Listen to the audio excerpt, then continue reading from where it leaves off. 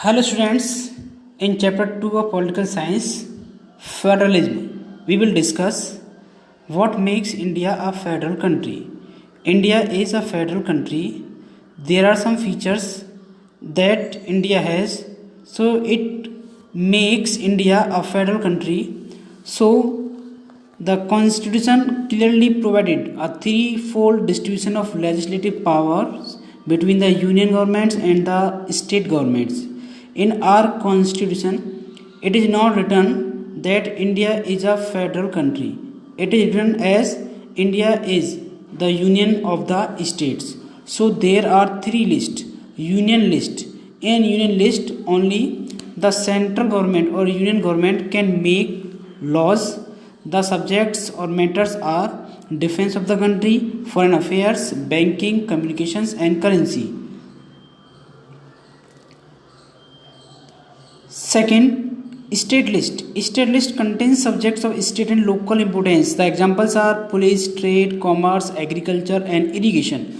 Only the state governments can make laws alone relating to the subjects mentioned in the state list. So these subjects have state importance and local importance. The third is concurrent list. Concurrent list include the subjects of common interest to both the union and the state government. Both governments can make laws relating to these subjects. The subjects are education, forest, trade unions, marriage, adoption and succession.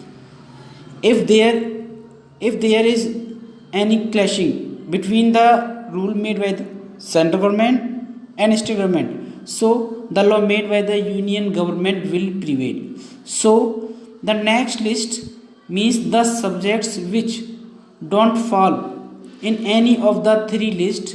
So these subjects are called residuary subjects.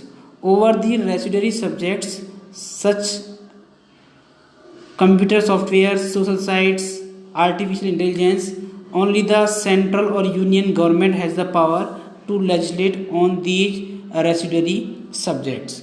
In India, there are some of the units which enjoy very little power. These are not complete states and these are too small to become an independent state, but which could not be merged with any other existing state. So these are the Chandigarh, Lakshadweep and Indian capital Delhi. So these are called union territories and these are ruled by the central government, and the central government has a special power over it to rule them.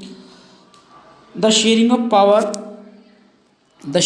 power between the union government and the state government is basic to structure of the constitution.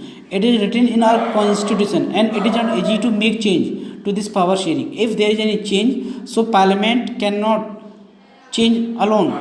The change has to be passed by the both house of the parliaments with 2/3 majority, and then it is sent to the state assemblies, and more than and about 50% of the state assemblies pass it, then it is passed by the state and central government.